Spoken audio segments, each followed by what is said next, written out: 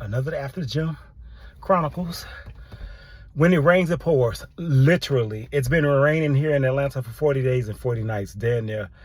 Also, if it ain't one thing, it's definitely going to be another.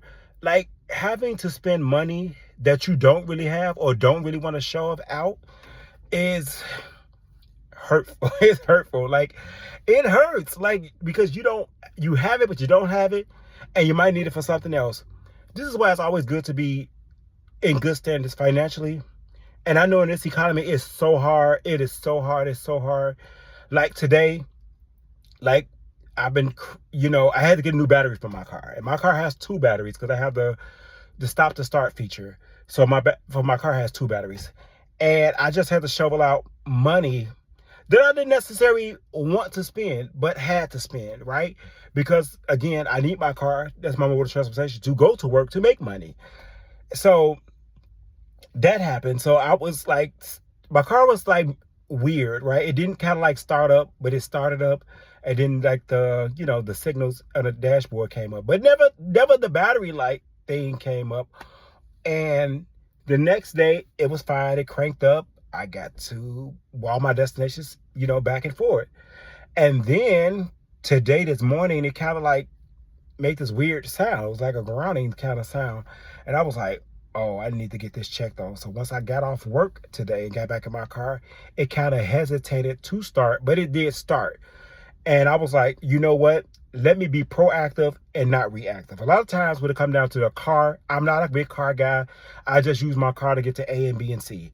Like, I don't know how to fix a car. I don't know what to do, whatever. But all I know is this time around, I said, let me go to the auto mechanic shop and get my battery tested. Sure enough, both of my batteries were bad. So guess what I had to do? Shovel out money to get 2 brand new batteries. And I just had these batteries that went bad replaced like 3 years ago. So they didn't even last long. So like, God, nobody tells you this when you're buying a car, how many things and how much more money you're shoveling out outside of your car payment, insurance, literal incidentals, like when you got to get your car fixed for some form of reason, like tires. And because like, Lord knows I keep getting like tires because these streets are raggedy. I keep getting nails in your tire. I had to get a battery. So thank God this will last me a couple of years. So I won't have to worry about getting a battery again. So people don't tell you stuff like this. Like, you got to have even more money for your car, not just your down payment or not just your car payment every month.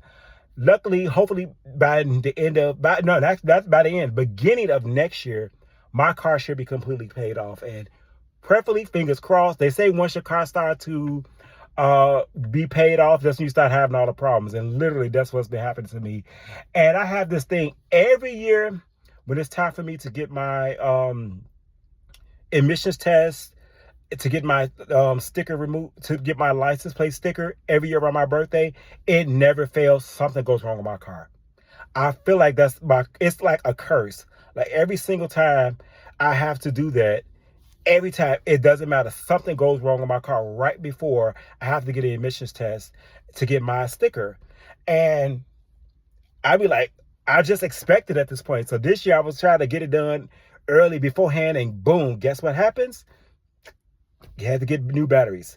But that's such as life. We live in this economy where, it's bad. And, unfortunately, I had the means to take care of it, but that's money that a large sum amount of money, mind you, that I had to shovel out to get my battery fixed.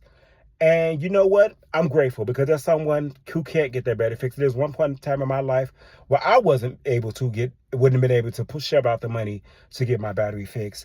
And I'm grateful for that. And the money's coming back. Like, I do believe that whatever you go put out is coming back. So I'm not worried about it. I'm going to get the money back tenfold. I believed it. I'm attracting money. Money comes to me, and I'm not even worried about it. It's just you have to roll with the punches. Some stuff just always go as planned, and some stuff there's a bump in the road, and that was just a bump in the road. And then guess what you do? You get right back on the road, and it's greater later. So I look at it in that perspective. It's going to be greater later. What I spent out in bills, my refrigerator filter went out. Had to spend money on that. But it's, you know what? It's okay. It's a part of life. Things happen. And guess what? I'm going to get that money right back, and I'm going to get it even more. So be encouraged to anyone out there who's having a hard time where things just don't go your way and unexpected bills or things that you have to shove out money for come along and you don't have it and you may not have it. Guess what? You might not have it now, but there's going to be a day that you have it and some, and everything you spent, you're going to get back. Be encouraged, y'all.